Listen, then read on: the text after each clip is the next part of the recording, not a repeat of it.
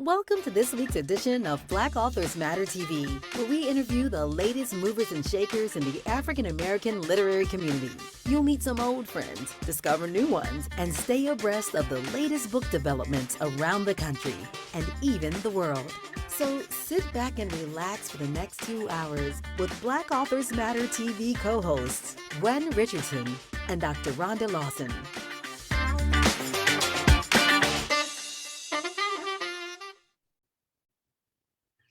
Hello, good evening, and welcome to the May 31st edition of Black Authors Matter TV. I'm Gwen Richardson, your host for tonight, along with my co-host, Dr. Rhonda Lawson. Good evening, everybody. And we are so happy to be joining you again for a wonderful lineup on the show.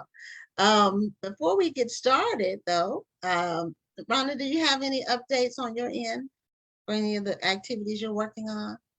Oh, lots of activities. Well, we're still looking for reviews for a new Renaissance, and we've been getting some great feedback on it. People are really enjoying the stories, but we do ask if you've read the book, leave us a review. Let us know what you think, because as I say every week, reviews are what help people to buy books, and we want people to experience these stories right along with us. So we're looking for that. We're also looking for chefs. If you are a chef, or if you happen to know a chef, we have Diana Riley, Chef Diana Riley, who is putting together a cookbook collaboration. It's kind of an anthology for cookbooks.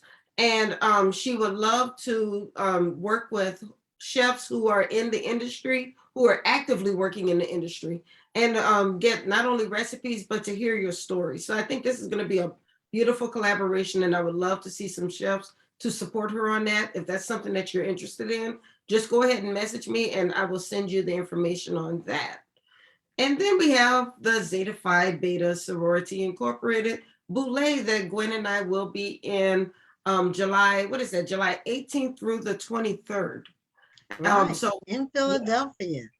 Yes, in Philadelphia. So we're looking for authors who might want to join us in Philly and get some exposure. There's going to be more than 6,000 Zetas out there, family members, people who are ready to shop and spend their money. And the last time we did this was in 2018 in New Orleans, and every author who was a part of this booth sold out. So we want to be able to feature some more authors. So if you want more information about that, then also send me a message and I will send you the information on that. We have 3 different opportunities for you to sell your books and get exposure while you're at the Zeta Phi Beta Boulé. So this is an opportunity you don't want to miss. What do you think?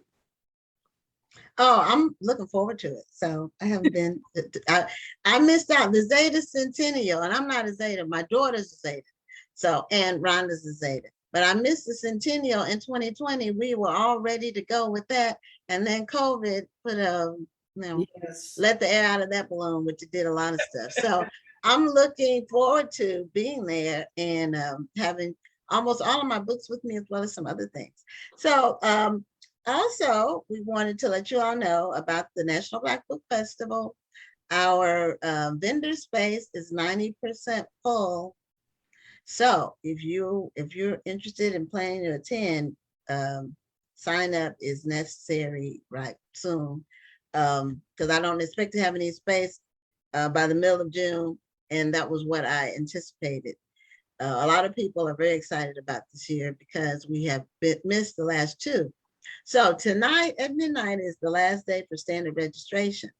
Starting tomorrow, price goes up and the terms change. So if you want to sign up at the lower rate, then you need to put down a $100 deposit tonight by midnight. Also, the Jerry Pinckney Children's Book Awards, the deadline is approaching.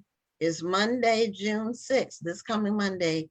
If you're going to enter the competition, your book, your package has to be postmarked by Monday. So as long as you get a postmark at the post office that's by Monday, you'll be fine. And everyone who sends their book in gets an email saying we received it.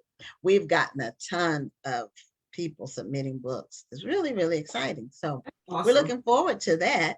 And we next, I'm going to talk about the lineup for tonight, but I wanted to let people know next week. For those of you who are NBA fans, you all know the finals are starting this week. And my team, the Golden State Warriors, is in the finals after a 2-year hiatus because of injuries and so forth. So next week, we have as a guest, Sonia Curry, who's the mother of Steph Curry. She has a new memoir that just came out. And so she's going to be on the show. I'm hoping it won't be on a night where the game, because you probably would have to change the date if that's the case. But yeah, I think she might be a little busy. She might be busy. But if we have to reschedule her for the following week, we can do that. But right now we have her scheduled for next Tuesday. Now, our lineup for tonight, our first guest is Katerina Canyon. She's an author and a poet. Our second guest is Yvette Hennington. She is the vice president of the Driven Divas Book Club. Our third guest is Clyde W. Ford. He's an award-winning author and he has a new book out. And he's going to be talking about that. And then Tracy Brown is a best-selling author. She had a hiatus from writing and she has a new book out called Single Black Female. So we're looking forward to that. So before we bring on any of our guests, we have 2 books to give away. These are advanced reading copies. They were given to us by HarperCollins Publishers. And if you all are ready, those of you all who are always ready to win a book. The first book, and you know who you are. So the first book is called Circling Back to You. It's by Julie, I'm not sure how to pronounce her last name. It's Tieu. So this is part of their Authors of Color series, and this is more Asian oriented. But the trivia question for this book is the first and last name of Kate, the main character, Cadence, her favorite co-worker. So it's part of the storyline is in the synopsis. So what is the first and last name of the main character, Cadence's favorite co-worker? So that's for the book Circling Back to You. And the second book that we're giving away is called Honey and Spice. It's by an author named Balu Babalola. And the trivia question for this is the author is based in what European city? So be the first one to answer those questions, and you'll be able to have those books shipped to you within a few days, and you can start reading them. Okay, our first guest has not signed in. We did communicate with her, so I'm not sure what happened. But Rhonda, would you like to call her? I'm going to give her a call. It's Katerina. Or I could text her or call. Yeah, it's Katerina, right? Yes, Katerina.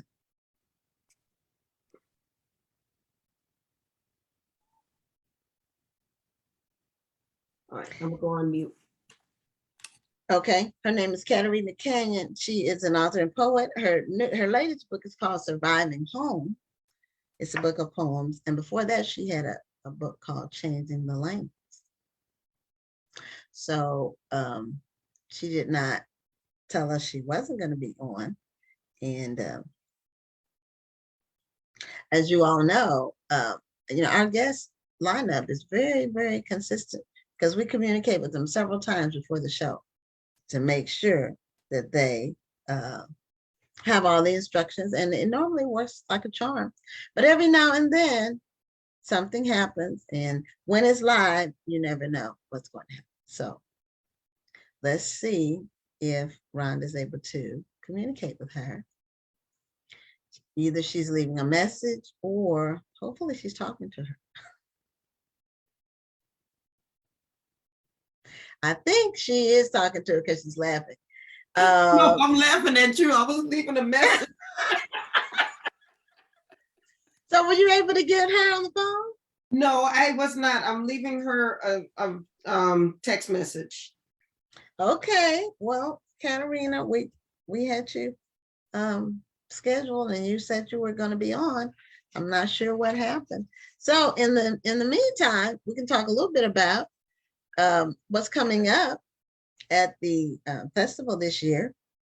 We have a really excellent array of authors, and we also have our featured author lineup this year includes Bakari Sellers. He was on the show I think earlier this year, or maybe the early January.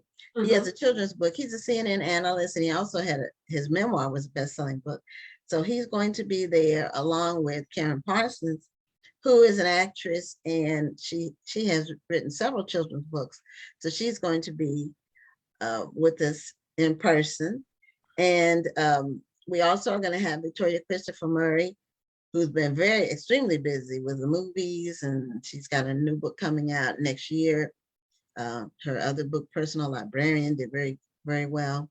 So she's going to be there with Rashonda Tate Billingsley. They are the proprietors of Brown Girls Books, and they have their own publishing company, as well as they are multi-published, award-winning authors in their own right. Just been doing writing for years, and they both started off self-published. And when they first did their self-published books, we became aware of them and supported them. So they've been at several book festivals together, and so they're going to be back this year. We're working on a couple more people, but we don't have definite confirmations yet.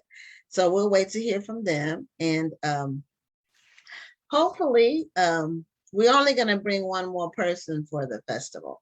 So, and the reason we had a smaller number of featured authors this year, because it's our first year back, and we also wanted to have higher profile authors and just limit the number, because sometimes we'll have people who are like up and coming, but they're working their way up. And we have a mixture, but this year we're just doing a limited number. And I'm really glad that we did that, because when we made that decision, the airline prices hadn't started going up.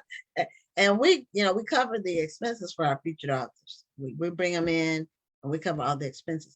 Well, we do have our first guest, and we'll have her for the second half of her segment at 7:15. But we'll have her till 7:30, and we're glad that she was able to join us. Katerina, we were looking for you. You need to unmute your mic so we can hear you. I was having some problems with traffic. Oh, okay. Well, that happens. It does. So it looks like I just ran in here and sat down. Oh, where are you at home? Yeah, I just got home. Oh, okay, because it looks like the sun must be coming in.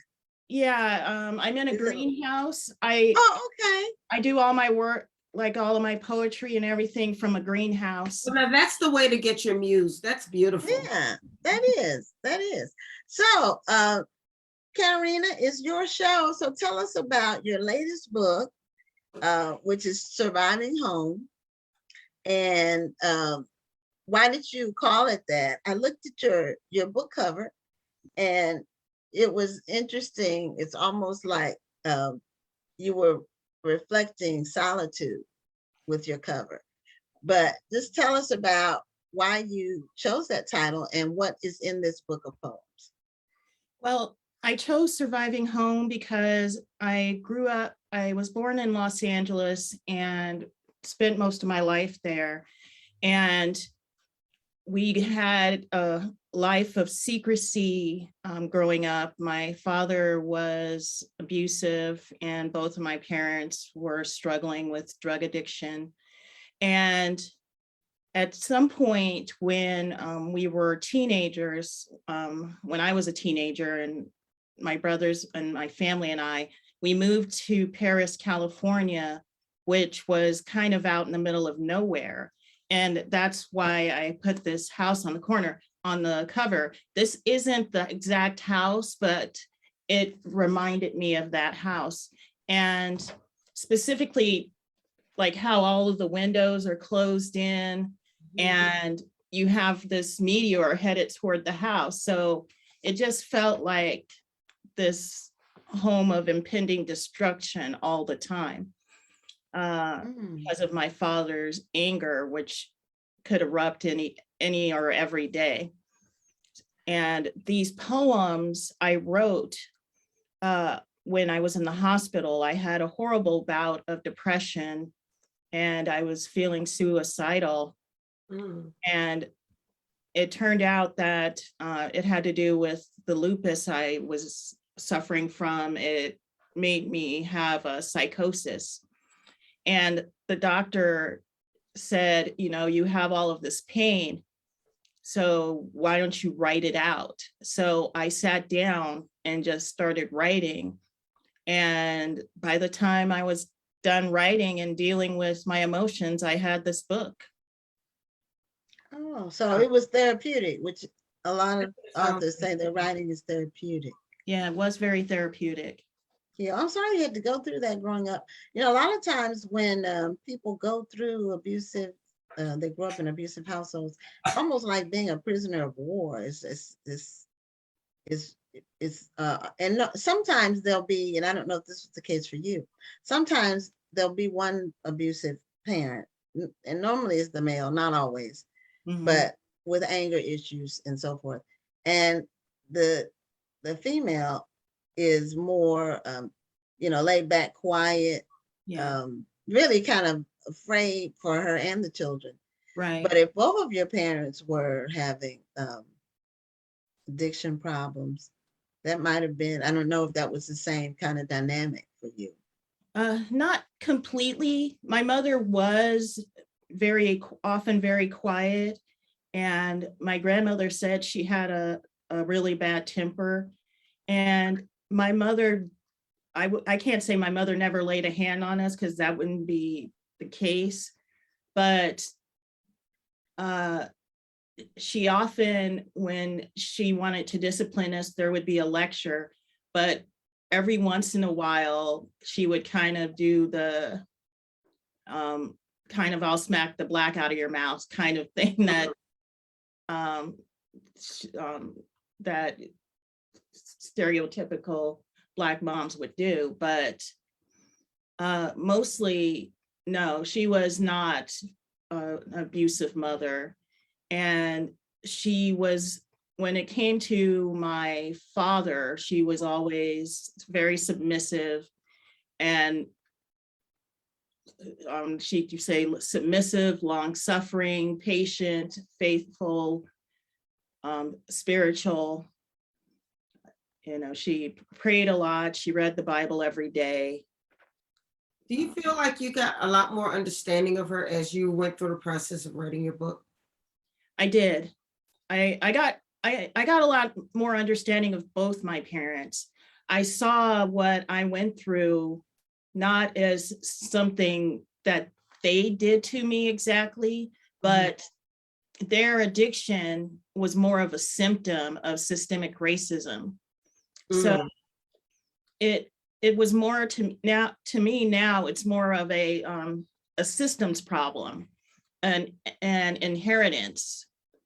When I think about the discipline, the spankings, the beatings, whatever you want to call them, my father beat me because his mom beat him.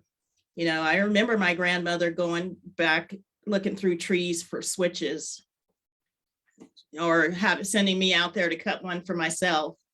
And so you go from that, and who knows what my grandmother went through, and then my grandmother's mother was a slave.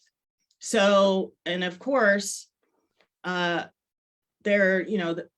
slaves were considered, it was a treatment for slaves to be beaten. They thought it was a good thing. So this concept of getting beaten is something that we inherited from being slaves. Right. And it's something that you need to unlearn. Yeah, and it is something that should be unlearned. I'm trying to figure out how I want to say this. Often, we kind of pass on what we know, what we've learned. And if it's been taught from generation to generation, there are certain things that just continue even now, even in this day and age where we feel like we may know more, but a lot of those lessons, so to speak, that we've gotten from the past still remain with us. And if we don't make a concerted effort to unlearn those behaviors or to rid ourselves of those tendencies, they'll just continue to go down the line. Right. Yeah. Some of that too, though, is I want to say it's emblematic of the times, because even back during the time of your grandmother, white parents used corporal punishment on their children too. Right. So it was not only Black people who use corporal punishment. And Right. I will say personally, I'm not anti-corporal punishment. Anything can be taken too far. And I think you hit the nail on the head that one, it's not just a racial thing. It's all the time. yeah, it's more of the time. But I think what you just said was like just really on the money with that though. Yeah, I would say it's a colonial thing, and it does go back to colonial times. But historically, Africans did not choose that as a way of disciplining their children. Mm-hmm. Right.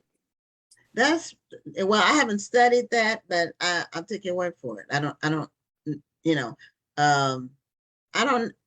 don't know what people do like worldwide for discipline, and I don't know what the worldwide for Right. every culture, for every country, what Neither do I. I don't know what they do.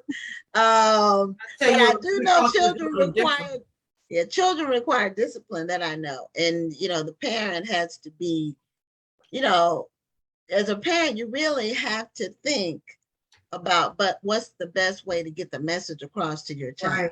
Right. And it's not always, the belt. I'll just say it like that. Now we got the belt, and I was a very let me say mischievous child. So I was disciplined a lot because I would try things. I would just try and see what will happen if I do this. And I really gave my parents some blues. Well, I got spankings as a kid. And I've actually spanked my own daughter. I didn't spank her nearly as much as I was spanked as a kid, but I think I just had the practice of a little bit more patience than let's say maybe my grandmother did. But I think it goes back to that whole thing about the learned behavior. Right. The way that they were taught to discipline. I didn't like that type of discipline, so I did it differently, but it didn't mean that I didn't do it. But I also found that other ways of punishing my daughter worked just as effectively. Yeah, I didn't have to do, I did my daughter, I did a couple of times. Right. Corporal punishment, but withdrawing things that they enjoy is much more effective. Exactly. If the parent keeps it going, because sometimes the parents, you kind of wimp out and you give in. You have to be, determined. But anyway, Katerina, I didn't want to. We kind of got on another topic. I do that when it comes to talking about children, but and this goes beyond corporal punishment. When I talk about my life, I'm not just talking about the belt. I got the belt, the bullwhip, the 2x4, the shotgun. Okay. So yeah, that's another level. Yeah, my that's brother on a way another level. My brother was set on fire. Another one was chained to a pole. It's kind of, it's in the book. So it's not locked in closets, kind of. So it's a different level. Right. How many siblings did you have? My mother had 6 of us. Okay. 5 boys and me. My dad had I always lose count. Total everything, everybody. There are 12 boys and 3 girls. I'm the only girl my mother had. Oh, okay. Did you all live together? Not at the same time, no. Like my father had children with many other women, and those children would come to stay with us from time to time. At most in the house at one time would be Desi, James, Mo, Victor, 5 of us, yourself, 5 or 6 of us would be in the house at a time. Wow. Wow. So I can see why your title is very apropos. Yeah, Because that's what I'm saying. This was quite a journey to write about all of this. So now that the book is out there, I see that you are taking it on the road. You have an event coming up on June 25th. Yeah, I'm going to be in Vermont at the oh my goodness, sorry. Let's see what you said. Bookstock? At Bookstock. Okay. And on January 16th, I'm going to be at the Port of Seattle for Juneteenth. I know that's not Juneteenth, but that's when I'm going to be there. Seattle's great. I like Seattle. Yeah. So yeah, I love Seattle. I got here and said I wasn't leaving. So you live in Seattle now? Yeah. Oh, okay. I've heard it's beautiful. I've never been. I was supposed to go. Well, I was supposed to go on a Alaska cruise in 2020 that got canceled, and I was going to be flying into Seattle, and we were going to, spend the night, one night, extra night, just to see a little bit of the city. But so I haven't made my way. I've been to California, but I've never been to Oregon or Washington. One of these days, I'm going to get there. This is my backyard. Oh my goodness! Oh, it's beautiful. And lots of nature. I do absolutely nothing with it. That's a lie. I do work on it, but the trees are all their own. Are they crepe myrtles? They're mostly maples.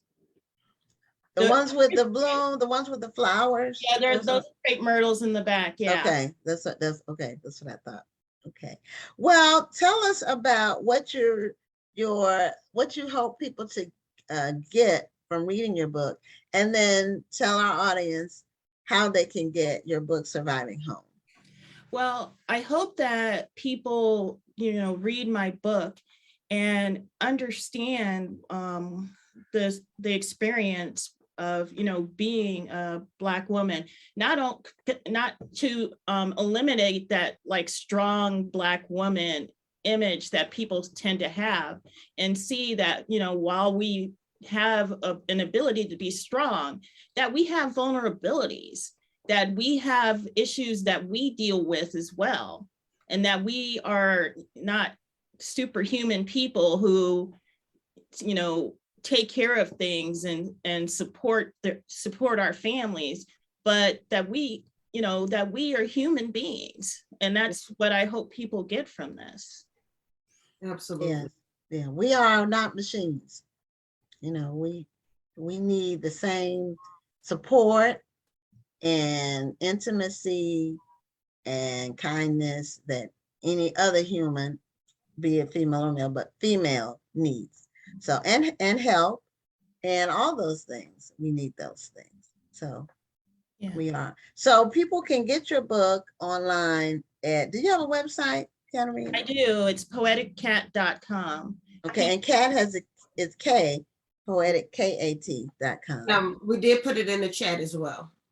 Thank you so much. And I really apologize for being late. I got here as fast as I could. No, well, I know traffic can be a problem, and we're glad you made it. Right. Well, I was just going to say the time that you were on was really interesting, and we really enjoyed your story.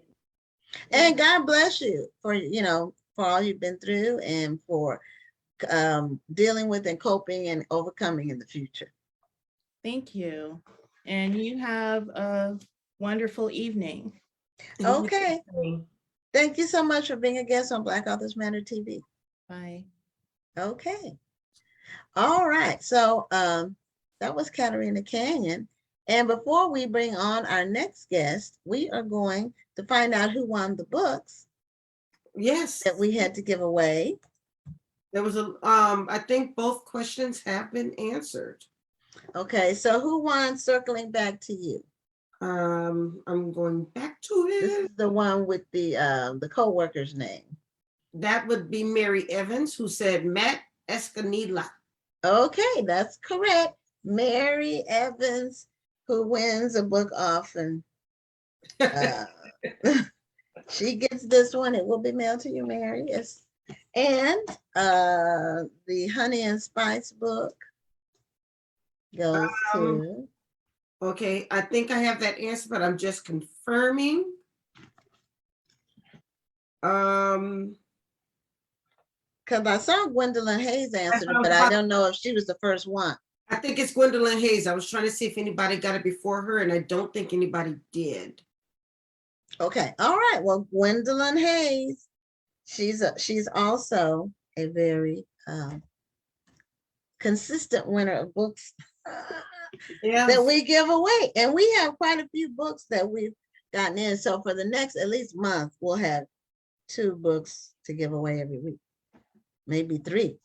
So our next guest is Yvette Hennington, and Yvette is the vice president of the Driven Divas Book Club.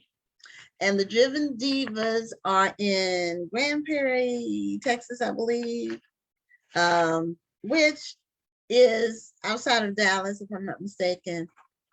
For those who are on the show and want to know where it is in relation to some of the bigger cities in Texas. So welcome to Black Authors Matter TV. And you need to unmute. So let's do that.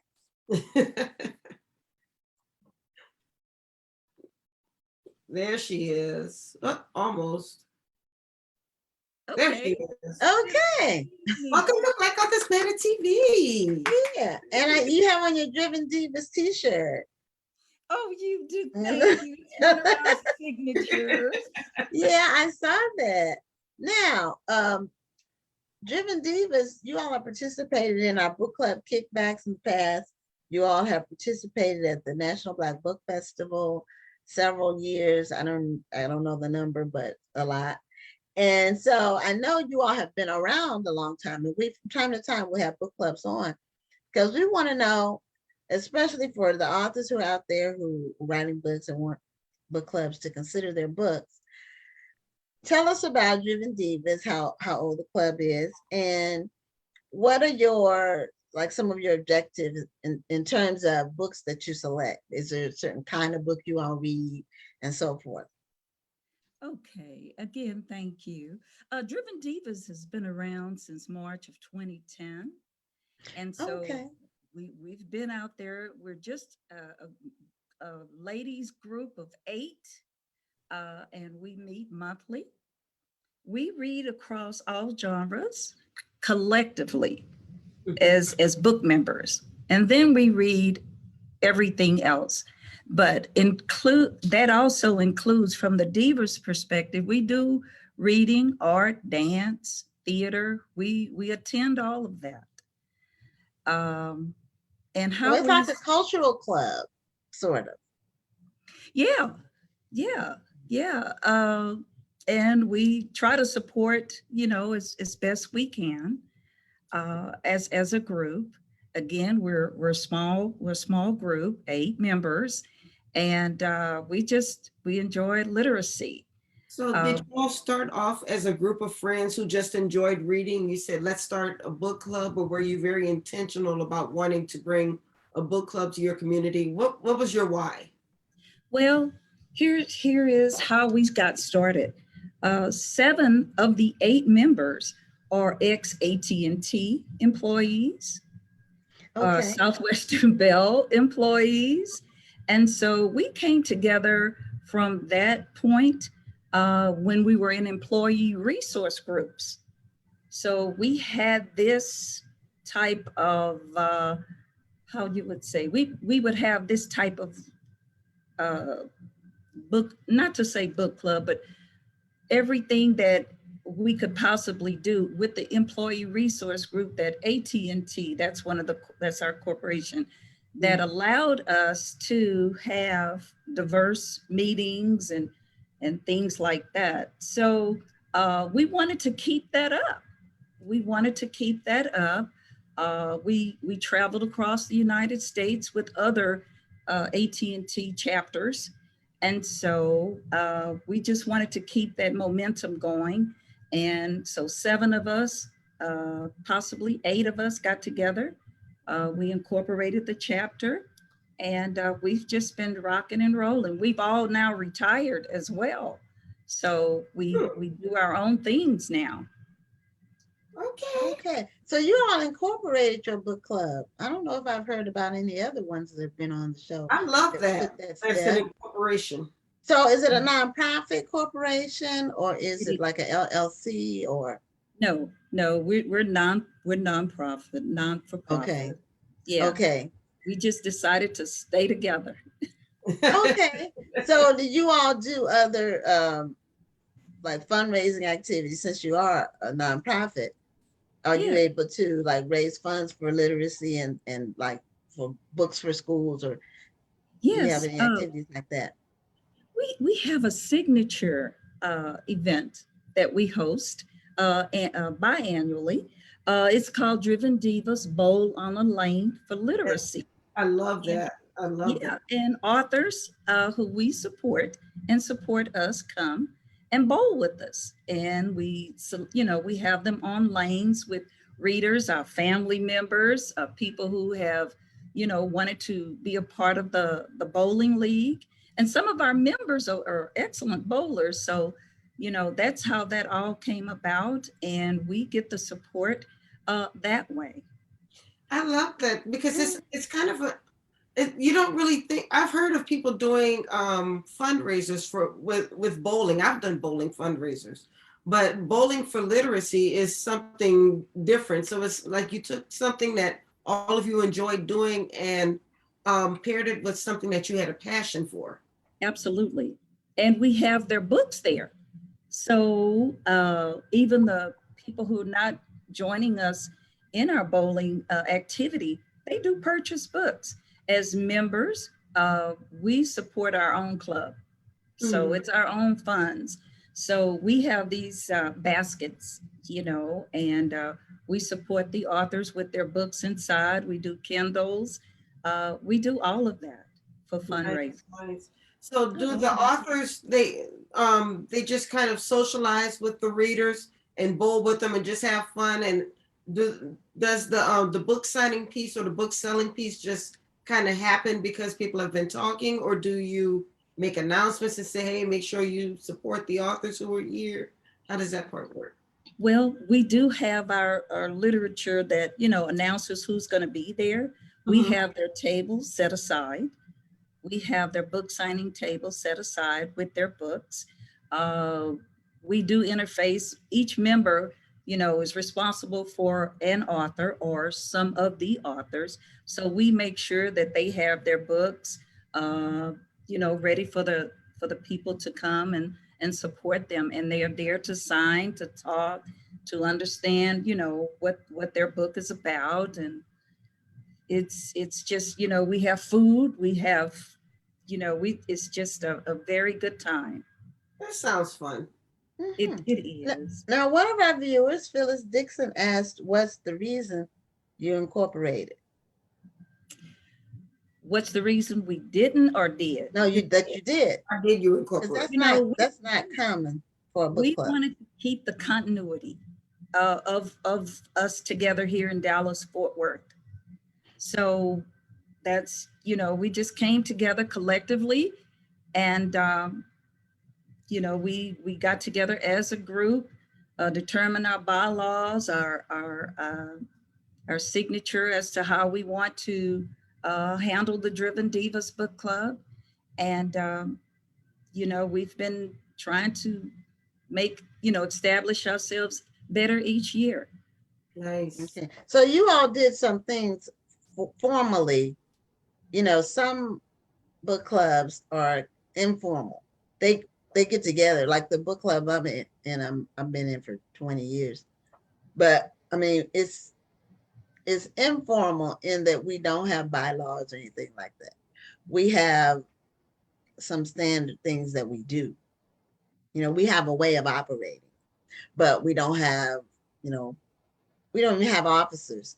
We did have two facilitators, but we lost them to moving out of the area or interest. But we've been together for 22 years, actually. It'll be 22 years in February. So, and this is a similar core group. But so how do you all, do you all pick books that you all are going to read? How do you all make your book selections? Is it month to month, or do you do it for the whole year? How do you do it? Monthly, we select in our January meeting our month to host an author's book. And we make our own selection, and the club will purchase that book and we'll discuss it during our time. So from January through October, we have a designated member, and we'll just wait on them to select the book that they want to discuss. And we discuss it in our book club meeting, and we meet every third Saturday of the month. And what book are you Okay. reading right now? I didn't hear you. What book are you reading right now? Right now, we are reading Brian Smith, Oh, I don't Is it Animus? yeah, anime. Animus. That's his. Animus, that's what it's called. Animus has it's like an acronym. It has periods between all the letters. I Yes. think. Is that the one that is like Yes, that? that is Okay. it. I've seen the cover. I haven't read the book, but I'm Facebook friends Yeah, with I don't Brian. think Animus has the dots though. I think you're thinking about Karen. Oh, okay. But he has more than one book that has that, I think. We But read, Animus is not an acronym. yeah, Karen, we did read Karen last month. Oh, And okay. So you all are doubling up on Brian. yeah, yeah. He writes, I've known him since he got started too. So it's several authors that I met right when they got started. Because our bookstore that we used to have a brick and mortar bookstore. It opened like right at the time that a lot of authors were self-publishing or having their first book out, and we opened it in 2000. So a lot of the authors and Brian was one of the early authors we met. Maybe not in 2000, may have been a little bit later when we met Brian, but we met a lot of the people when they were just getting started. And so Brian is a prolific writer, and he teaches writing at a community college, I think, or university. It's a community He's a college. professor there, and he's also, I think, about to, one of his books is about to become a screenplay. Yeah, he was getting into screenwriting, and he's doing a lot. He's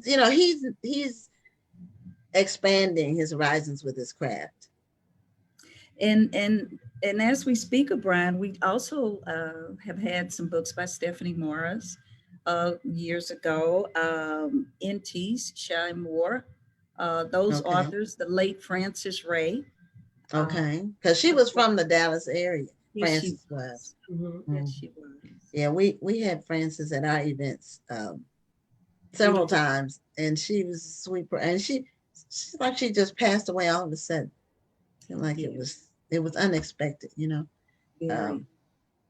So what are you so for this year, your books, do you have a preference for local authors, or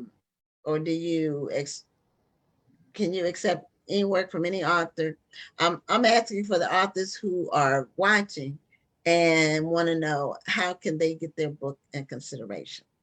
we would love to hear from them. We would love, it is not any particular book. Each member select the book, but we read just about everything. And not only us as a group, but like I said, we read different genres on our own.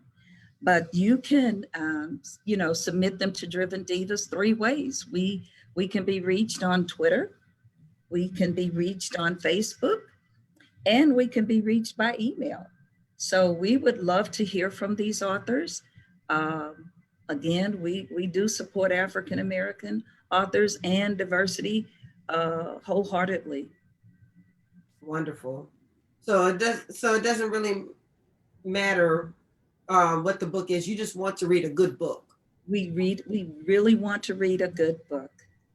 And that's true of readers, book clubs, and everybody is excited about a good book they read. If you're a reader, there's the most exciting, one of the most exciting parts is finding a good book that just keeps you turning pages. And you really, when it ends, you're looking for another book equally as good. And it's not always to find a follow-on book that's as good as the good book you just finished. So, absolutely. I did want to mention Lolita Allen gave a very interesting point about incorporating your book club. She said book clubs being incorporated allows funding to come in to be able to produce bigger and better literary events. And it sounds like you guys are on that way with your bowling event. I would say we are. 2023, we will be putting on our event. Date and time has not been determined yet, but we're in the planning stages of that. So yes, that's an important step to see the authors too. Absolutely. It's interesting. Yeah, Lolita Allen. Somebody else said something about it. Oh, that was Lolita too. She said her club is also incorporated, and I believe she's in the Dallas area. Yes, she's Divas Read too. Are they in, yes. Are they in Dallas or are they in Austin? Yes, yes. We support them as well. Okay, because I was going to ask you, do you all get together with other book clubs and do things from time to time? Yes, we do. Anytime we can, we do. That's wonderful. Yes, it is. There's no need to compete. It's all about reading good books and supporting authors. Absolutely. What I love is when I see, and I've seen it with some of the book clubs in New Orleans who do it, that they actually have events where they'll come together, like 3 or 4 book clubs will come together and do one big event or one big author promotion. And I think that is amazing because everybody wins from something like that. It is. And we enjoy it. Seriously. We learn from each other, So now, for people in your area who may be looking for a book club to join, are you all accepting any new members? That's possibilities. They can send us an email or reach us by our other 2 mediums, and we'd be more than happy to, discuss that with them for membership. Yes. Okay. What I was going to ask though, I know we mentioned it a little bit earlier about authors who may want to get their books in your hands. Do you prefer them to reach out to you on social media, or should they email you? And then, and also, do you require a review copy, or do you just want the information about the book? Just the information about the book. If they do have an author's copy that they want to share with us, that's fine. But if they'll just send us the synopsis of the book, we'll be more than happy to review that as well. Oh, that's wonderful. Yeah. Now, do you all, will you all consider self-published authors for a book selection? Self-published authors? Yes.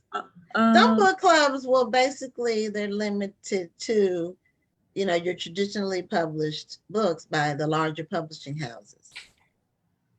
And they don't really considered self-published, authors who are self-published? I think that we have followed a self-published author, KR. I think KR. Uh, I think KR is self-published, and a few others that we've seen or read in the past were Okay. I think self-published. more and more authors are becoming self-published now. Even your bigger name authors are publishing their own books now. Absolutely. Mhm. Yeah, I think it's harder to say that you'll only take books from the big publishing houses now, because so Yeah. many authors are just deciding to go their own way. They're being the Chance the Rappers of the literary industry. Yes. Yes. And plus, self-published, I mean, there are some who are new, people who are new, who just doing it for the first time. But there are self-published authors who really have taken their books to another level, to the level where their books are produced just Yeah. as with the same quality as the traditional publishers. And sometimes they're more interesting, because the traditional publishers tend to uh, like a certain kind of book for a certain amount of time. Then they'll see something else that's hot or whatever. Then they'll gravitate to that, or they will stick with celebrity books. Books published or by celebrities. Even the celebrity may not have written the book, but they're trying to maximize their profits and sales, and so they're not. They tend to be a little bit risk averse, and so a lot of times the people who write books that don't really fit into the boxes that some of the big publishing houses have created, they can come up with some exceptional work. Absolutely. Because Carl I've Wilber, read some you know, awesome self-published books. I mean, just incredible books. So absolutely. um, very excited about the level of professionalism that is now present among self-published authors. Because it was rough for a while, you know. Very, very. In the early days, it was a little rough, but it's gotten a lot better now. It has. It really has, Gwen. And also, uh, back in the day, when, like I said, back in the day, those self-published authors, they were around. They were around. We just didn't know about them. Right. So, That's true. once we got to, just again got a review or, a synopsis of their books, we gave them an opportunity and we supported that book. So, but again, we read and just enjoy it. That's good. Well, if what else? What do you have like for the future, like for the next following year coming? What is Driven Divas going to be doing? And here's another thing: who came up with the name Driven Divas? Who made you all name yourselves Driven Divas? We all kind of did. It's like, we were driven. I mean, I'm just gonna go reminisce now. Just bear with me a second. But in corporate America, it was a little. We had to come up to speed on diversity matters and things like that. So they helped us, and so we didn't want to lose that support. The employee resource groups that gave us our, I guess, my voice right now, Okay. to just discern a whole bunch of matters that was going on in the world. So we just came together and put a bunch of things together, and we just said Driven Divas, and we've got that drive to keep on going. And in all seven of us that are AT&T employees, including the other young lady, we haven't wavered.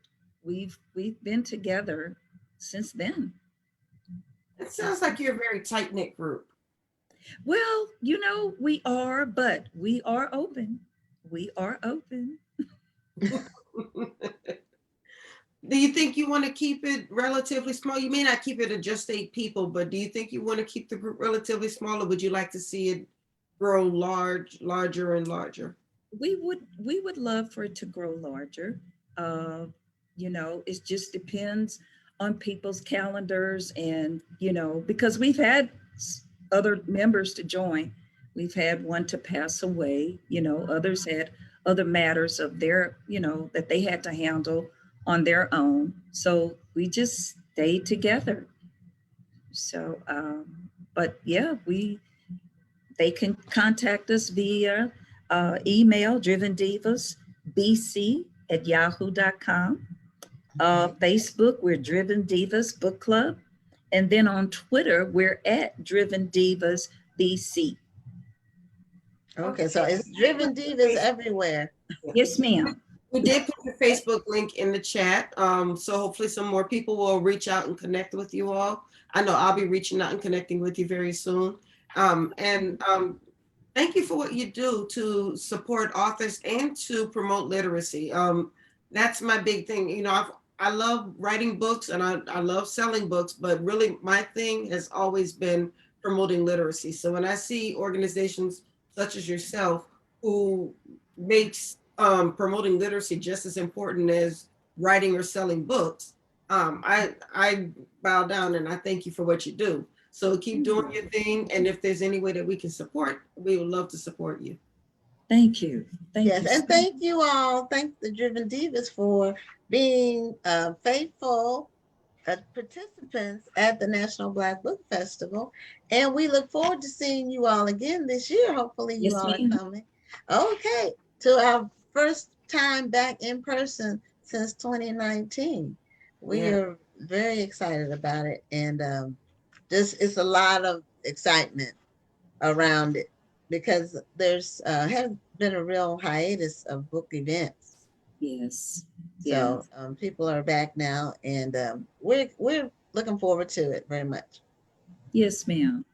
You ladies Okay. You ladies have a wonderful evening. Thank you for this opportunity. And we look forward to speaking with you soon. And thank you. Okay. Good evening as well. And continued success to the Driven Divas. Thank you. Okay. Have a great evening. You too. Okay, so that was the Driven Divas Book Club out of Grand Prairie, Texas. And we have our next guest. We're a couple of minutes early, but our next guest has a book called of Blood and Sweat. And I was reading, oh, here it is. The subtitle of his book is Black Lives and the Making of White Power and Wealth. Wow. So what he did was he researched, he said, when tracing the history of almost any major American institution of power and wealth, you'll find it was either created by African Americans or created to control them. And he did an incredible amount of research and documentation to put all this in his new book that came out last month. And so Clyde W. Ford is our next guest, and he's going to tell us about his new book of Blood and Sweat. What's a nice picture? Oh, okay. Yeah, that's his picture, that I guess his standard promo picture. Right. Welcome to Black Authors Matter TV, Clyde W. Ford. Thank you. Thank you very much. And I see your book cover behind you. That's right. For your new book. How's the book doing? You know, we've had such great press for the book, the opportunity like tonight to be on Black Authors Matter. Tomorrow, Ebony is coming out with an interview from me. And those are really important moments. And I'm so pleased that we've gotten the coverage. I think it's a subject material that really hits at the right time. Well, timing is a lot. Well, with a lot of products, timing is everything. It's almost everything.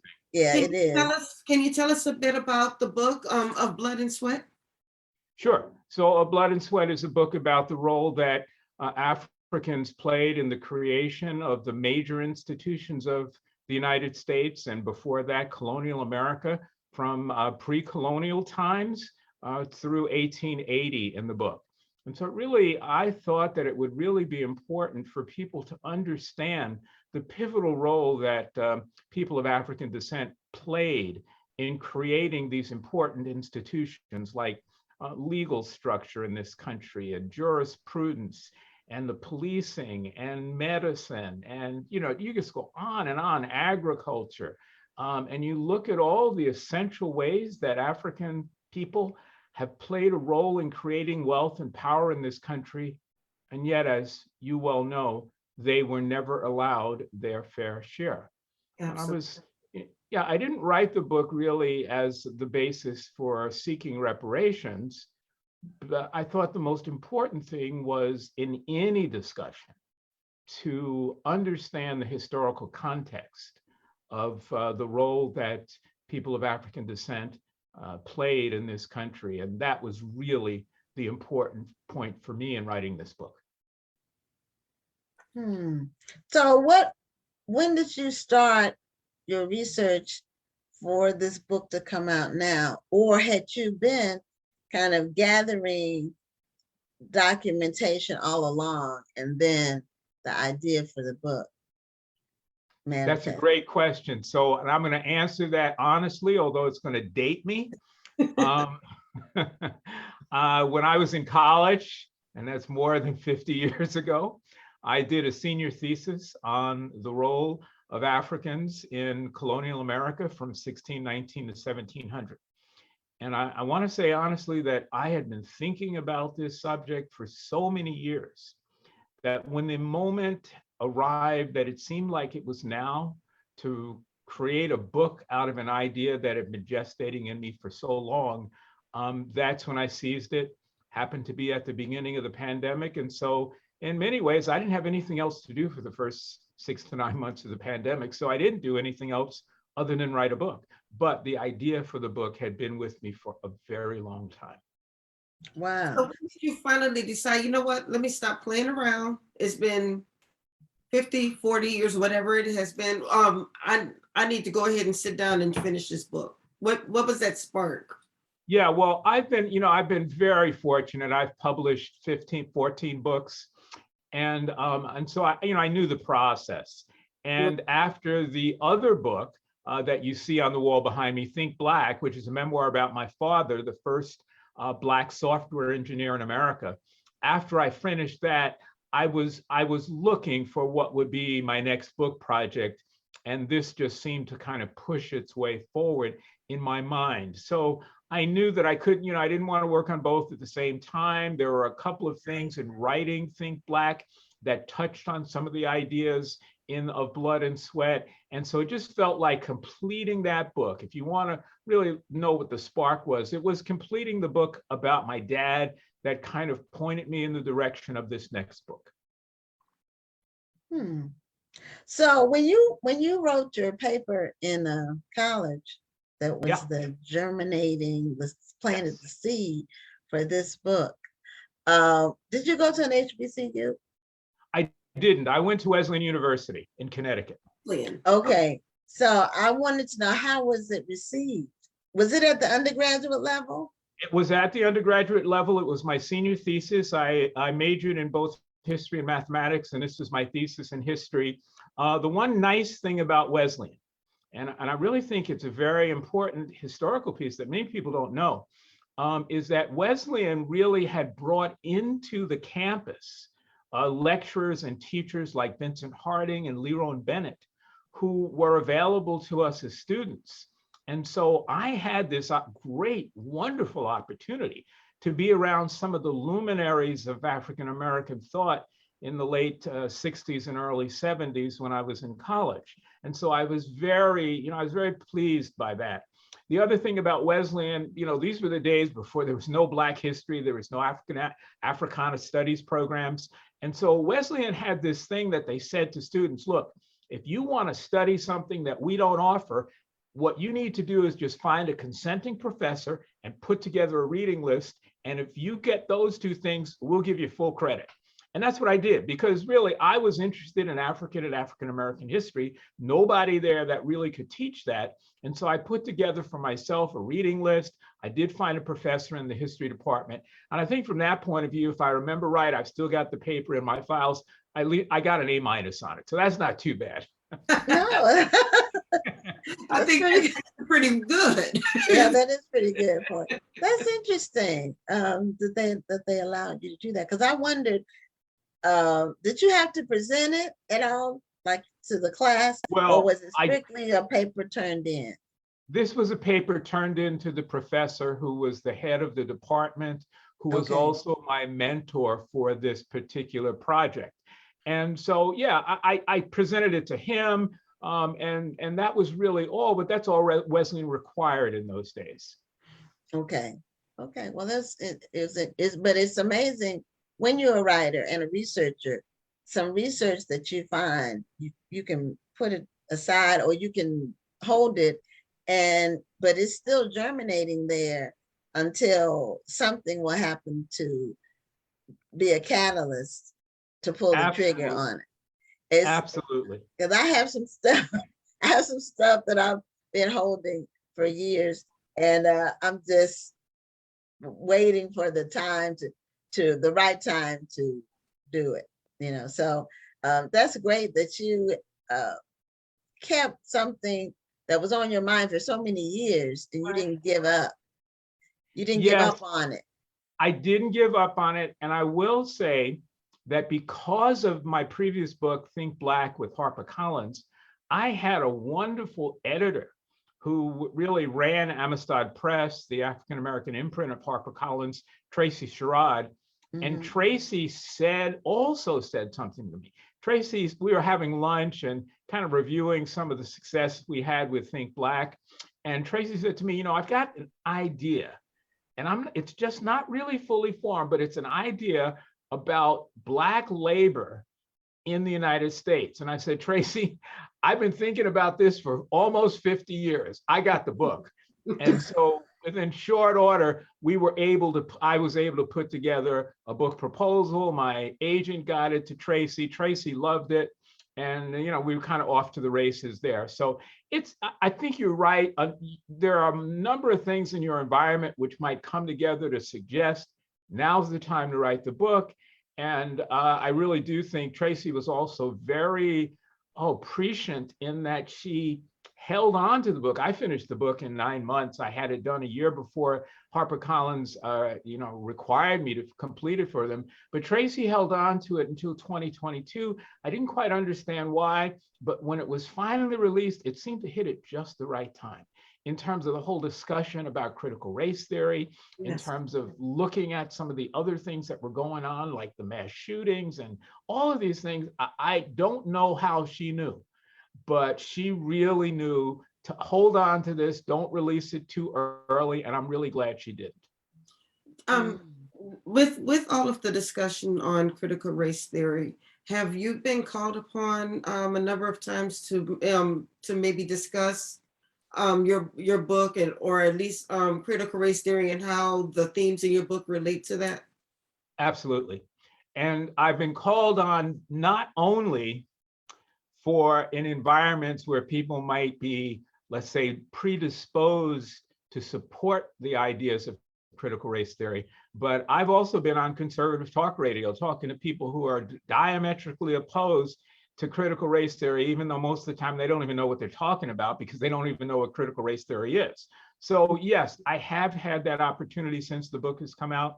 I love the opportunity to talk about it. The first question I often get is this a book about critical race theory? And when I say no, it's not, well, you can imagine that really then opens an incredible space for conversation about what is critical race theory, what is a book on African American history, and how is this not a book on critical race theory? Right, right. Mm. You know, I live here in the DMV, and there's a county in Virginia, Loudoun County, which, you know, we see it on the news all the time. They've kind of become this epicenter of the pushback against critical race theory. Sure. And so we hear about it all the time. And I think when you said that a lot of people don't know what it is, that could actually be an entire book on its own about how this county does not understand critical race theory. And they think all we're doing is trying to villainize these little kids and make them ashamed of being white. And that's really not what it's about. Not even close. But of course, you know, because of the nature of politics in this country, the right, and in particular Republicans on the right, have seized on an idea that really most of them don't even know what it is. But it's a good wedge issue that they can fire up their base. And by firing up their base and getting misinformed people to rally around a cause that they don't even have a clue about, well, they're hoping that that's going to win votes for them, and it may well. But it is sad that in the process, truth, information, and really important material is going by the wayside because of the ignorance and stupidity of the few that's then projected onto the receptive ears of the many. Right, absolutely. That's you said a mouthful on that one. I have a question about the labor aspect of your book that you cover. Yes. I'd like you to talk a little bit about that. And I mean, I know we all know that Black people gave free labor for centuries to build the wealth of other people, basically Sure. white slave owners and property owners. So tell us about how you researched the labor aspect of your book in terms of how far back it goes and how you started and what role that plays in the wealth creation that is still a disparity today. Because if you get an inheritance and the other person gets nothing and it's based on an unfair system, then you've benefited from, even though you can say, well, I never owned slaves, but you're benefiting from the free labor of your ancestors. I mean, that's how you're, yeah. And we are suffering because we didn't get the inheritance. Absolutely. Or we didn't even get the money from the labor. And so tell us about just how you cover that in your book. Yeah, well, you know, that's almost an essential aspect. That is the key of the book, is to look at how labor became the basis for generating wealth and how it was African labor that became the basis for, you know, the labor in this country. One of the first questions I had is I wanted to fully understand 1619. Yes. A lot of people will say that slavery started in 1619. But I have to tell you, if you honestly go into the research, you discover that that's not the truth. That there was no, and if you just think about it logically, you can see that. So here we are, 1619, colonial Virginia. The white folks who had colonized Virginia did not have a system of slavery that they set up that said, we're just waiting for some Africans to get here so we can plug them into this system. And it just didn't happen that way. And because it didn't happen that way, what we see, and this was really important to me, is we see how colonial America created the structures that led to chattel slavery. And it took about 40 or 50 years for the laws, for the jurisprudence, the judgments, the religion, the economics, all of this, the social restrictions to come together to create a system of chattel slavery that then Africans were essentially moved into. So that was a very, very important aspect of this book for me, is to understand that 1619 may have been the arrival of the first Africans in America, but it wasn't the beginning of slavery. And that period between 1619 and let's say, oh, I don't know, 1660, 1670 is so essential because it shows so clearly that America, colonial America, made choices about the kind of society that they wanted to be. And those choices were then creating a system of chattel slavery in which people of African descent became the generating engine of wealth and power in this country. So in early colonial times, for example, one of the first ways that Africans did that was that they were the folks who worked on the plantations to create the first cash crop in America, which was tobacco. The English king, I can't remember his name, I think it was one of the Phillips, actually said, Virginia is a house built on smoke. And that's a very, almost a Shakespearean way of talking about this. But tobacco was so important to colonial Virginia that the first currency in America was actually tobacco currency. Tobacco was the generating engine of wealth for families like the Jeffersons and the Washingtons and the Madisons. And beneath all of that was the labor of the enslaved folks that they had working for them and never paying them. Now, what I found really interesting to go deeply, even more deeply into that, was that Jefferson and Washington and all of the founding fathers, look, if they themselves had to work their fields, in other words, if they had to get out there and behind the plow and reaching down to weed the tobacco and plucking the leaves and cutting and all the stuff. And I go into the whole cycle of what it means to raise a tobacco plant in the book. But if they had to do that themselves, they would not have had time to pontificate on the lofty ideals of liberty, equality, and fraternity that found their way into the great founding documents in this country. And so in a sense, in a very real sense, even what we consider to be the building blocks of freedom in this country were based on the labor of enslaved people who gave these founders the luxury time to pontificate on these lofty ideals. And that's something I think that most people don't even think about. Where did Jefferson get the time to write the Declaration of Independence? Because he had enslaved people who were working on his farm. Right. That's the same as looking at it from poor white people or white people who didn't have slaves. They didn't have the leisure time to do any of what you're describing because they were actually working their own fields.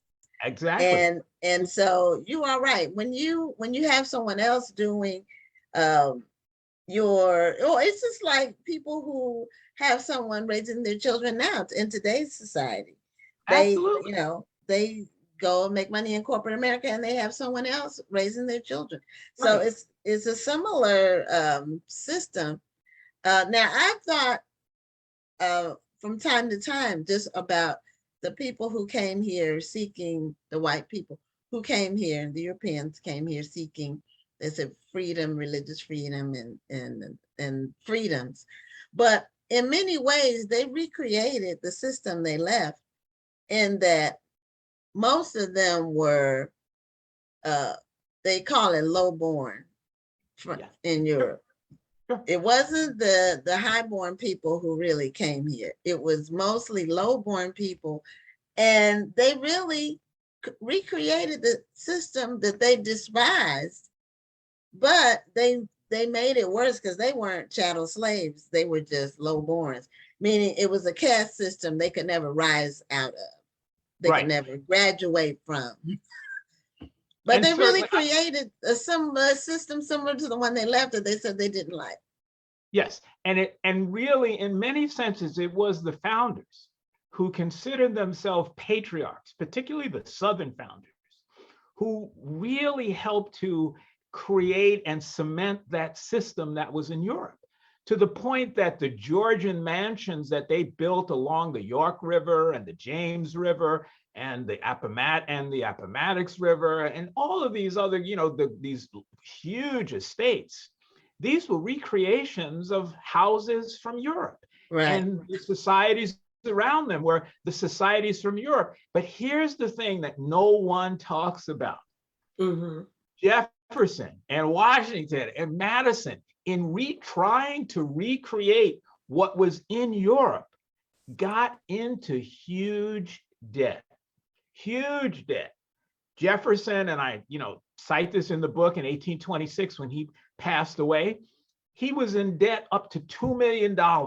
Washington at Mount Vernon was in debt. And so what did and this was right before the Revolutionary War. So, and I cite this in the book, where you've got Jefferson and Washington and some of the other planters who actually have the audacity to say that their European creditors, because they were in debt to British and Dutch creditors, were holding them enslaved. Can you believe that? Here they are holding other people in chattel slavery. In actual slavery. Mm-hmm. Well, it's more, their slavery Exactly. was more of a metaphor. It was a metaphor, but I think it was really an audacious metaphor. So Yeah, what it was an audacious metaphor. What did Jefferson do to get out of slavery? Excuse me, what did he do to get out of debt? Jefferson actually pledged his slaves, the enslaved men and women, and I've got the document in his handwriting. He pledged them as collateral for his loans to his creditors, so that he said, basically, look, I'm going to pay you back, and if I don't pay you back, you can have the enslaved people. So that was really important for me to understand, because that idea that you could back financial transactions by the bodies of enslaved people became the basis for which banks said, oh, that's a really good idea. Well, we could maybe package mortgages that way. And the first mortgages that were created for banks that people on Wall Street bought, that individuals around the world bought pieces of, were mortgages. And I mean that in the general sense, both home mortgages and other debt mortgages were collateralized based on Black men and women's bodies. Now, how crazy and sick is that? And so when you said earlier that just because you didn't own enslaved people didn't mean that you benefited, oh my God, if you ever bought, and this is what I tell people, if you've ever bought a home and have a mortgage, if you ever bought a car and you had to finance it, if you ever opened a bank account, those banks, those insurance companies, those financial institutions made themselves what they are based on the labor and sometimes the literal bodies of people of African descent. So there is no question in my mind, the documents are so clear that the financial system in the United States really was a system created either to foster slavery or on the backs of the enslaved people. And I didn't know that going into the book. It really came out of the research for the book, but it convinced me even more so of the importance of telling this story. Now, I'm not the first person to tell this story, for sure, but I thought it was important to be another voice telling this story about how Black men and women really are at the heart of the finance and the wealth and the power. Well, it's so funny you say it like that. You said you didn't know. And I feel like in a way, we knew it was just something that we never really just sat down and thought about. I mean, if you really look at it, the evidence has been there all this time. We just never really sat down and thought about it.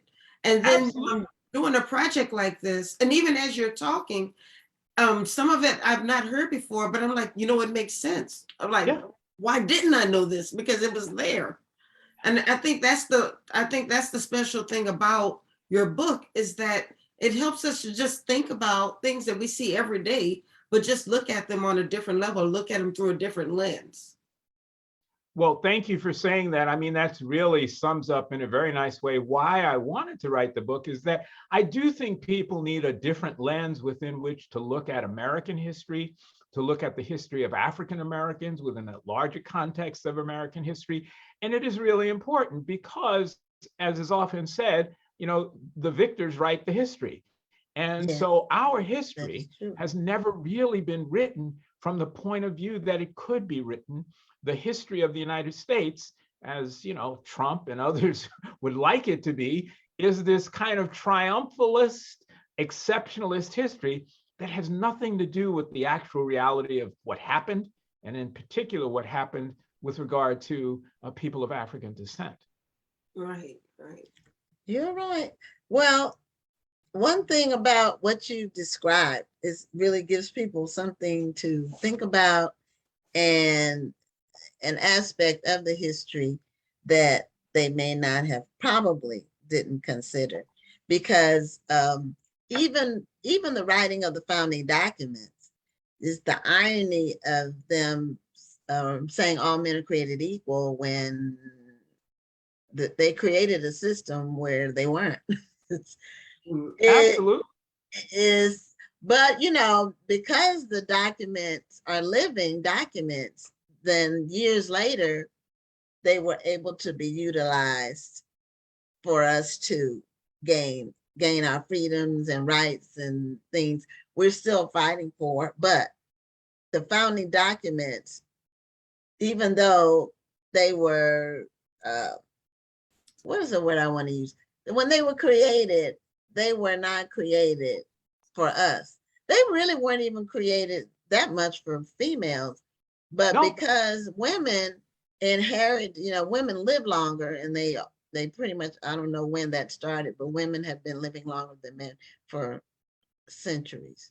So the women ended up inheriting the, gaining the benefits, even though they didn't get the right to vote until early 1900s. So, and then even then, Black women couldn't vote. We weren't Yeah. included in the suffrage movement. And that's why Sojourner Truth said, ain't our woman.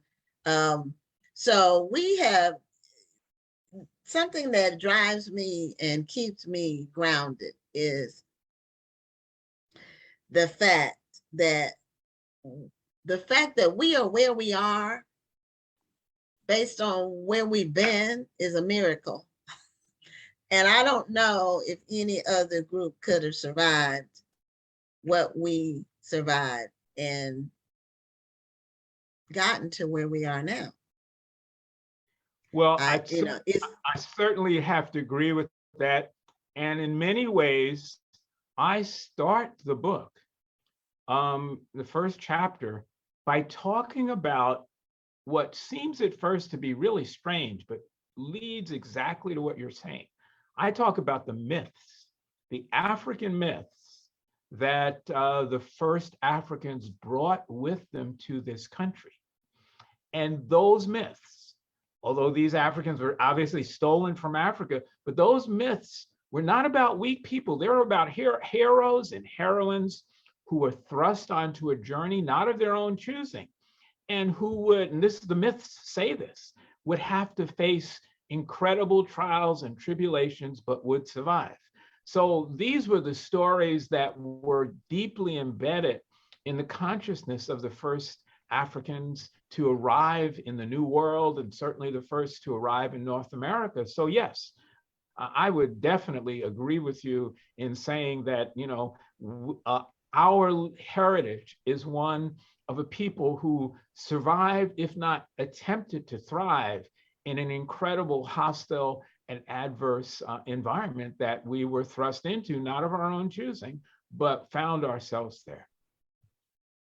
Well, we're at the end of our time, but I want to make sure people know how they can get a copy of your book, Of Blood and Sweat, as well as your other book, Think Black, which I saw when I was doing the research about you before coming on the show. So that looks like an interesting story. So that's 2 books to be added to my to be read order pile. Great. Now, Well, thank are the you books so much. available? I'm sorry, I was just going to ask, are the books available in audio or ebook?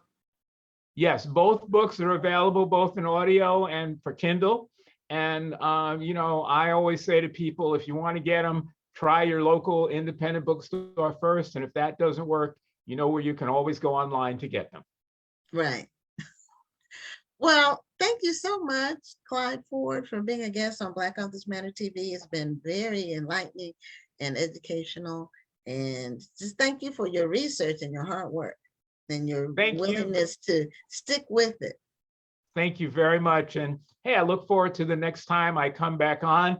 Hopefully, this won't be the first volume of Blood and Sweat. Okay, wonderful. Well, you have a great evening. Thank you so much. Thank you again for being a guest on the show. Good night now. Have a great night. Thank you. Okay. Well, we are ready for our final interview, and our guest is waiting to come on. And Tracy Brown has she has several books. I met Tracy. I'm going to tell a short story. I don't know if Tracy remembers or not. She probably does, because it was kind of odd the way that it happened. But we invited Tracy to, this was years ago, we invited Tracy to be a featured author at the National Black Book Festival. And this particular year, I think it was, I don't know what happened, but and this was maybe 10 years ago, I want to say. It was in there. Hi, Tracy. Thank you for being a guest on Black Authors Matter TV. I'm just telling this story. Sometimes I tell stories about our guests from, but Tracy was supposed to come to the National Black Book Festival. And as I said, when we have featured authors come in, we get their flight and everything. And the first time we invited her, for some reason, when I went online to buy her ticket, I didn't actually buy her ticket. I pulled the flight information and everything, and I thought I had a ticket for her, and I sent her everything. And then she went to the airport, and then when she was at the airport, I found out, we both found out that I didn't actually have a ticket for her. I felt so bad. And I said, you know what, I'm gonna invite you back next year. I didn't know if she was gonna come. I didn't know if she was gonna be mad and not come. Things happen, you know. But that kind of stuff doesn't happen to me. That's what Right. I'm normally so meticulous, and so I'm such a control person and so detail oriented, and I was just through with myself. Of course, I was operating on like very little sleep when I talked to you, so I was just like, so I invited her back the next year, and she came. And she agreed to come the next year, and we had her back. So thank you so much. And she had a hiatus from writing, but then she came out with a book, and I got my copy already. I haven't read it yet. Thank you. But I bought my copy. Yes, my baby, single Black female. So welcome to the show. Thank you. Tell us about your hiatus from writing for a while and why you came back into it. I don't know if it was a hiatus as much as it was, I don't want to just put out content for the sake of having a annual release. Like I like to, when I have something to say, then, you know, I tend to feel inspired.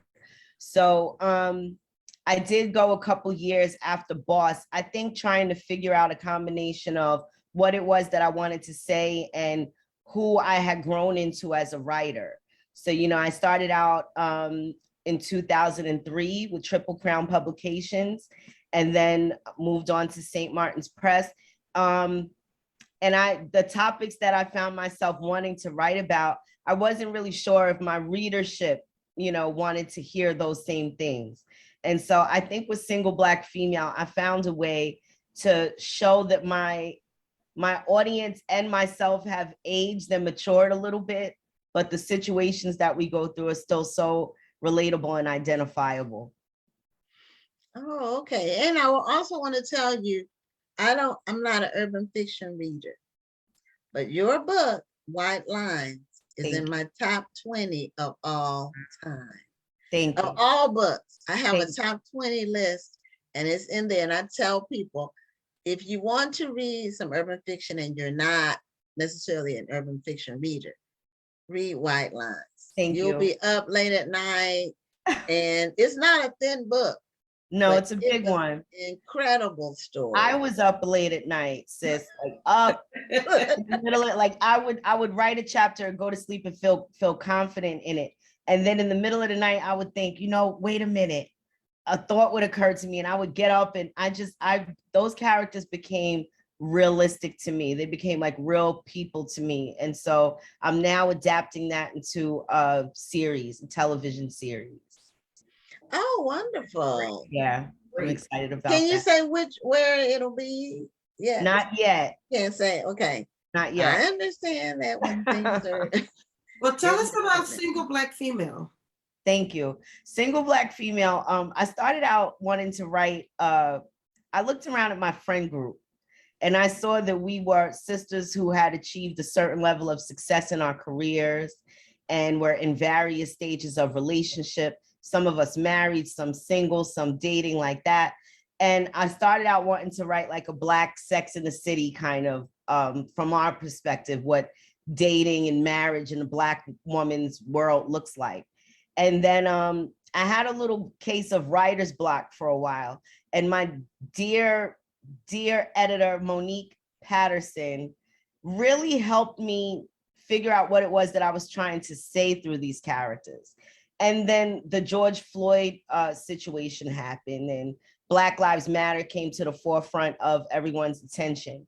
And I realized that for us, it's never as simple as, going out to dinner and dating certain men. And, it gets complicated by raising Black sons and, Black daughters, and living in neighborhoods that haven't traditionally been integrated. And even in this day and age, it sounds crazy to even say it, but it happens. As we're growing into new financial tax brackets, it allows us to move into these neighborhoods where we're not necessarily welcome.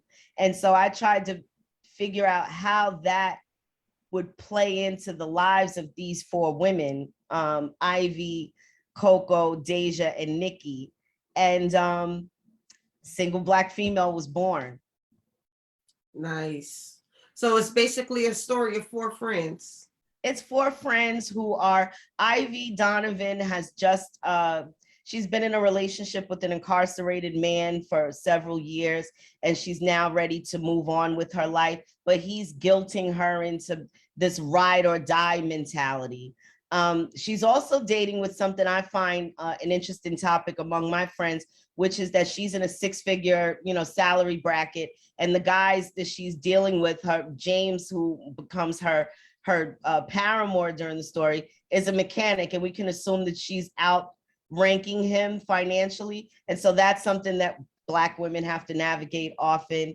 Coco is the sister of Ivy's husband, and Coco is, I identify a lot with Coco because she's a single woman who seems to habitually date the same emotionally unavailable guy. And then she decides to try her hand at interracial dating.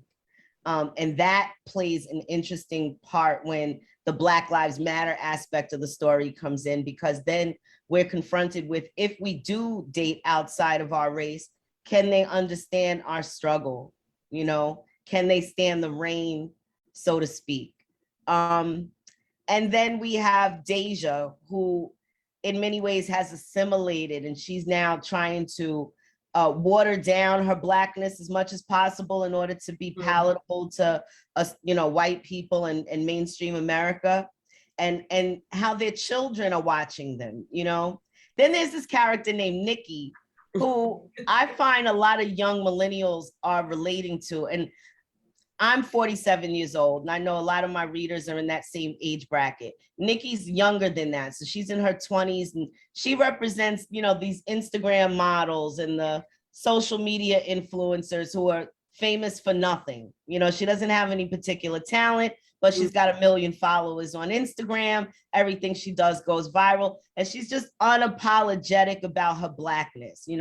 Some would say that she's ghetto, but she's For better or worse, she's Nikki. We gotta be ghetto if we're unapologetically Black. I agree. I agree. And a lot of times, Nikki to me said things in the story that needed to be said, and she was a truth teller. You know, yeah. I think all of us can probably identify with at least a couple of those characters. I feel like I've been all 4 of those characters at some point in my life. Yes. You know? So I think that's why the book seems to have made such a slam. I just posted your link in the chat, and I noticed that in a year you've had 600, not even a whole year yet. You've had 600 reviews. So yes, you have been able to touch your audience in a great way. And I'm grateful for it. It's not every book that it happens like that. I think that, as you said, a lot of women see themselves in these characters in some way. And even as we rise, you know, in our lives, like Ivy started out as a teenager dating a guy who was a hustler. You know, in the beginning, she was intrigued by it and fell in love with them.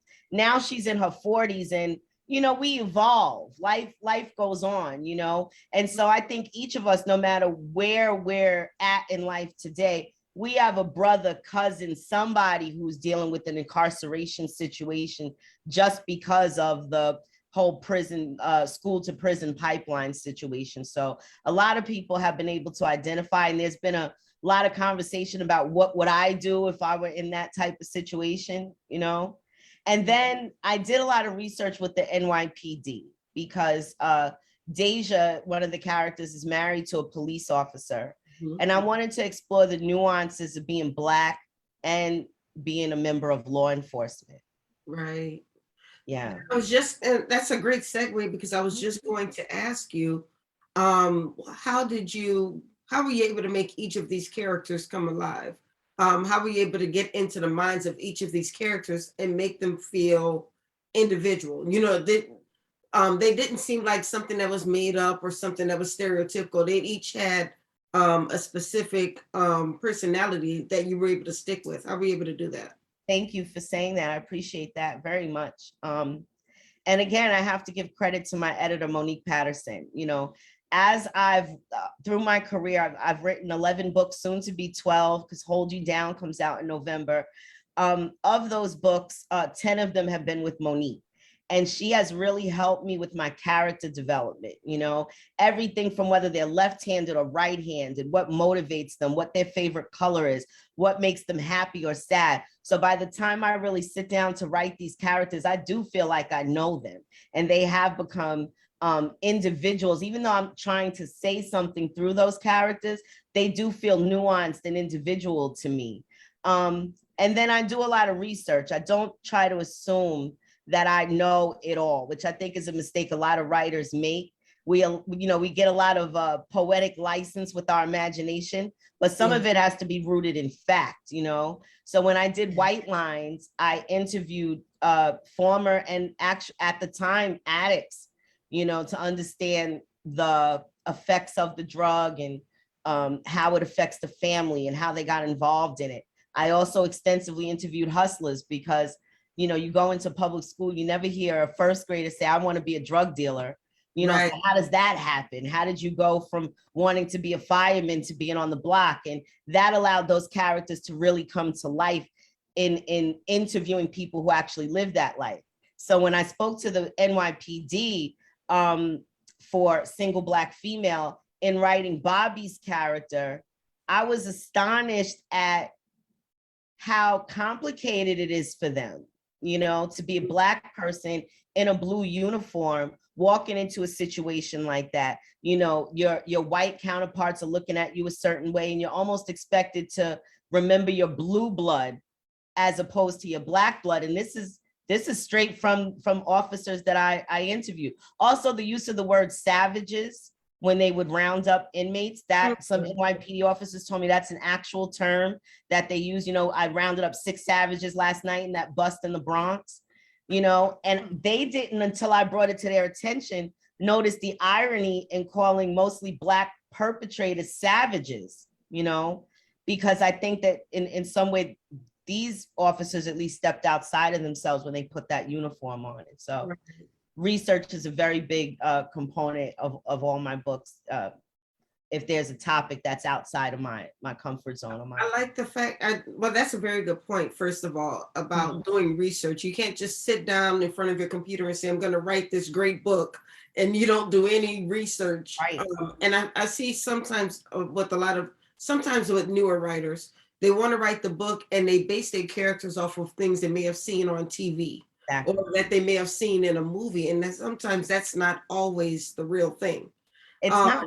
Yeah. And so readers will call you on it. For instance, there's a scene where, I don't want to give it away for those who haven't read it yet, but there's a character who is injured and the police are there. It's a crime scene. And usually on television, you see those scenes and the mother runs in and she cradles her son in her arms, you know. And so I asked the police officers, you know, what would be the protocol at the scene? And they told me she would absolutely not be allowed in there. That would be roped off. Senior officers would be on scene. Detectives would have cones down for, you know, certain things. And so, you know, it is important to do your research and not fall into the, you know, it is easy for that need for drama. Sometimes let the drama be natural. Right. It's there. Right. There already. Yeah. Well, what motivates you with your writing? When did your first book come out and what was the title of your very first book? My first book was called Black. I had originally titled it Black Butterfly. Yeah. I had originally titled it Black Butterfly. So it's cut up into two parts: Caterpillar, Cocoon, Butterfly. And that was published in 2003. They decided the butterfly effect might turn off male readers, so it was cut to Black is the title. And that began my journey, into, it was somewhat autobiographical. It's a love story between a teen mom and her boyfriend, and I was a teen mom, you know, so I drew from a lot of my own life experiences for that. But it's really at its core a story about friendship and survival. So what motivates you when you sit down and write a book? Because your writing skills, and let me back up first. Where do you believe you got your writing skills from? Because your writing is very is natural. The flow of the story is just it's incredible, especially your character development. Thank you. And not everybody has that gift. So where do you think you got your spark for writing? Certainly from God first. Number one, but I've always had a passion for reading. And I think it's all, every good writer was an avid reader first. So I know what I like to read. I know I don't like my intelligence insulted. I don't like to waste my time. When I get to the end of a book, I want to feel like that was worth however much time I spent reading it. And I try to write about what I'm passionate about. If there's a topic that intrigues me and I find myself, you know, spending hours or days thinking about it, you know, slowly but surely a character will start to form out of it. You know, first I'll get an image in my head of what he or she looks like, and then I'll give them a name, and slowly it begins to evolve. And then it's almost like the story comes to me in a way. You know, there have been times where I've written books and I know I forced it. You know, maybe I was on a deadline and, you know, book number 8 or whatever was due. It's not necessarily my book number 8, so don't go back looking and think. No, I understand what you're saying. That was an arbitrary number that you threw. Right, exactly. Yes.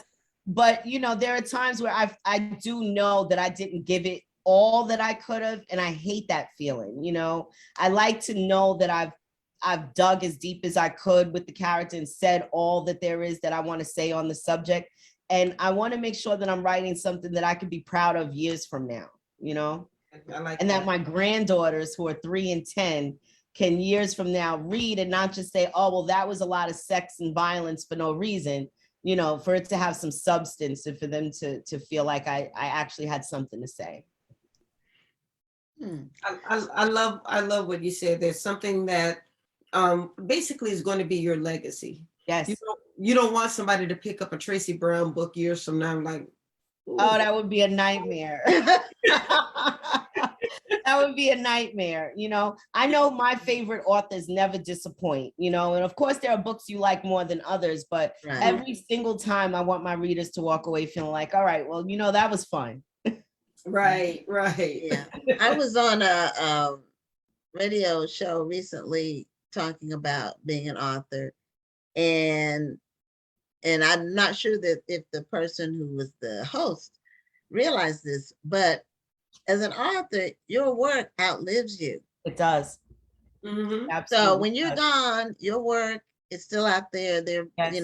there are people we're reading. The books are 200-300 years old. Yes. Shakespeare was in the 1600s. So your Yes. work outlives you, and your royalties can too. So That part. yeah. So if you, I think about that too. Yes. Is this work going to withstand the test of time? And will it be able to benefit people 50 years from now? Absolutely. 100 years from now? Yeah.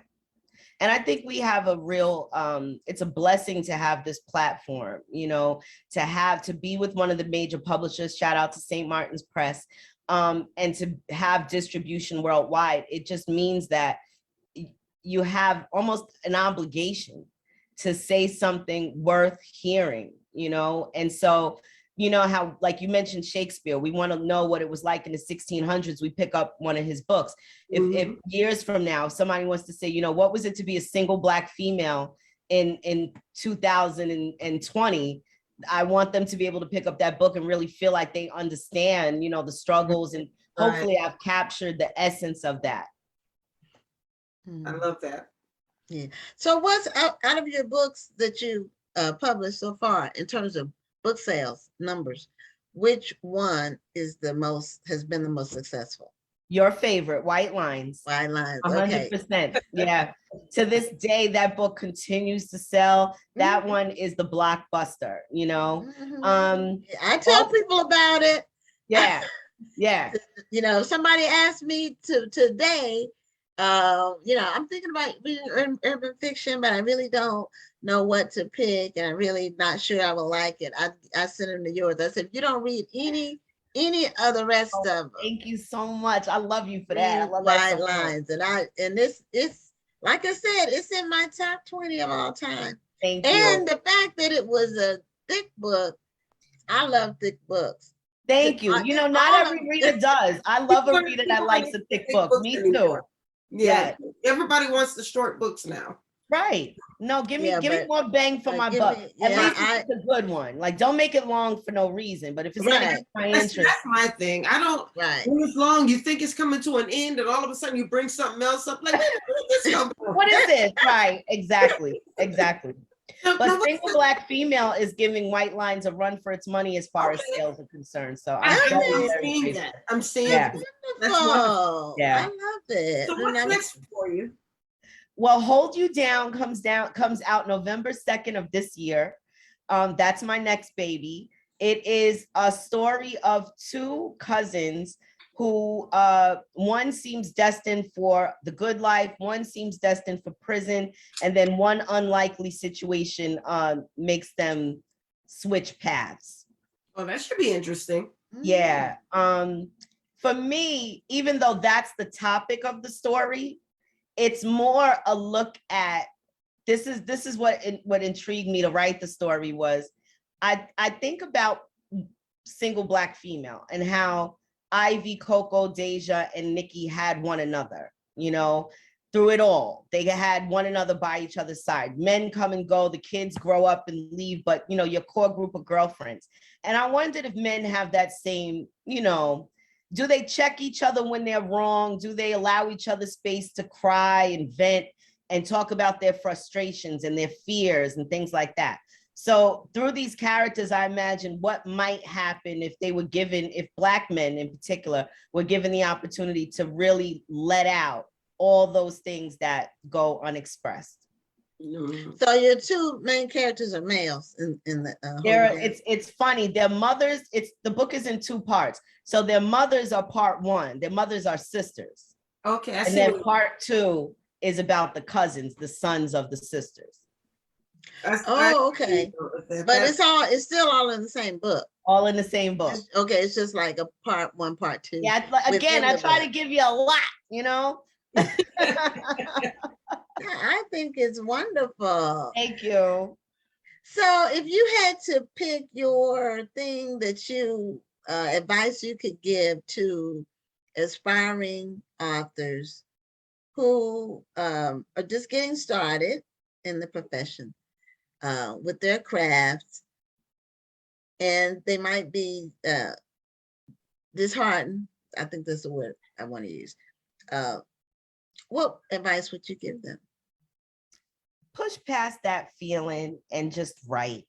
You know, when I was in college, my professor gave me a assignment. She called it free writing, where you put a timer on for 3 minutes and you don't lift that pen from the paper, you just let it out. You know, even if you're writing, I don't know what to write, this is dumb, can't wait till this class is over. Soon enough, something comes up, you know, and that exercise to me is just like one example of, if you keep doing anything, you grow at it. I can see when I look back at the books I wrote in the beginning, that I've grown now as a writer just from doing it more, you know, and being more consistent with it and reading more. That's the other advice I would give them. Read more, you know, read more. And then when you're inspired by something you've read, go and write whatever comes up as a result of that. Yeah, when authors tell me they don't read books, I look at them side. I give Yeah, I them do side. too. I don't get that. Side eye. I'm I like, don't what? get it. How Yeah. is that possible? How? How? Yeah, I But don't some, get it. I don't. Well, some people just write one book, and most of the time it's a memoir, and True. they don't really intend to have follow-ons. True. But reading more would have helped them with their memoir. I'm about to say, even if they only planned on writing one book, Right. I still feel that they should respect the craft enough. Absolutely. Read books that are similar to what you were trying to put out there. That's right. So at least you have an idea of how That's to right. put the book out there. And there's no excuse nowadays. There's audio book. It's in it's ebook. There's every format you could possibly imagine. So whenever people tell me they're too busy to read, I say, well, get the audio book and read in your car, or throw it in your headphones while you're on the treadmill. You know, there's no excuse. Yeah, and a lot of times I'm listening to books while I'm exercising.